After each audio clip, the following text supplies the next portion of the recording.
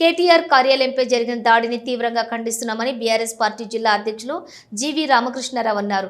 కరీంనగర్ జిల్లా మానకొండూరు మండల కేంద్రంలోని బీఆర్ఎస్ నాయకులతో కలిసి ఆయన మీడియాతో సమావేశం ఏర్పాటు చేసి మాట్లాడారు. కాంగ్రెస్ ప్రభుత్వం ఎన్నికల సమయంలోని ఇచ్చిన హామీలను నిలదీస్తే దాడులకు దిగుతున్నారని మండిపడ్డారు. కార్యాలయాల్లో రేవంత్ ఫోటో పెట్టాలని ఏమైనా జీవో ఉందా అని ప్రశ్నించారు. కాంగ్రెస్ చిల్లర రాజకీయాలు చేయడం మానుకోవాలని హితవు పలికారు. ఓవైపు తడిసిన ధాన్యాన్ని కొనుగోలు చేయకపోవడంతో రైతులు అరగోస పడుతూ ఉంటే రెట్టింపు లేకుండా కాంగ్రెస్ ప్రభుత్వం ఉందన్నారు.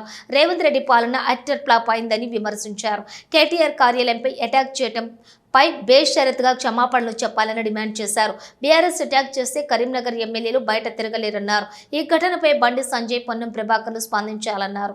ఈ కార్యక్రమంలోని బీఆర్ఎస్ పార్టీ మండల అధ్యక్షులు తాళ్లపల్లి శేఖర్ గౌడ్, రామంచ గోపాల్ రెడ్డి, ఎరుకల శ్రీనివాస్ గౌడ్, శతరాజు యాదగిరి, మురళీ, కిరణ్ గౌడ్ తదితరులు ఉన్నారు.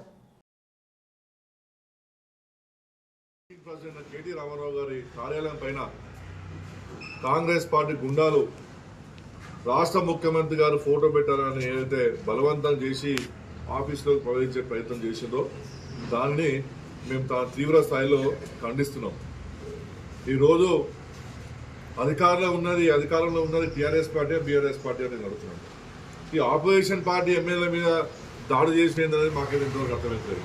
ఎక్కడ కానీ అధికార పార్టీ ఎమ్మెల్యేల మీద దాడి చేస్తారు. ఎందుకంటే వారు ఇచ్చిన హామీలు నెరవేర్చదు కాబట్టి, ప్రజల్లో రోజు రోజుకి వాళ్ళ బలం తగ్గిపోతుంది కాబట్టి నిరసన వ్యక్తం చేసుకుంటా అధికార పార్టీ యొక్క ఎమ్మెల్యేల ఇళ్ల మీద దాడి చేస్తారు.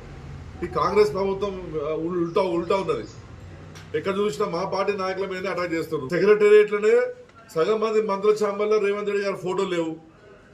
నియోజకవర్గ కేంద్రంలో ఎక్కడైతే మంత్రులు ఉన్నారో వాళ్ళ నివాసంలో రేవంత్ రెడ్డి గారి బొమ్మలు లేవు, ఫోటోలు లేవు. ఇక పోయి మేము పెట్టుకోవాలా కాంగ్రెస్ పార్టీ లీడర్ల ఫోటోలు మా కేటీఆర్ గారి క్యాంప్ కాలం పెట్టాలా? మరి రాష్ట్రంలో 8 మంది బీజేపీ ఎమ్మెల్యేలు ఉన్నారు.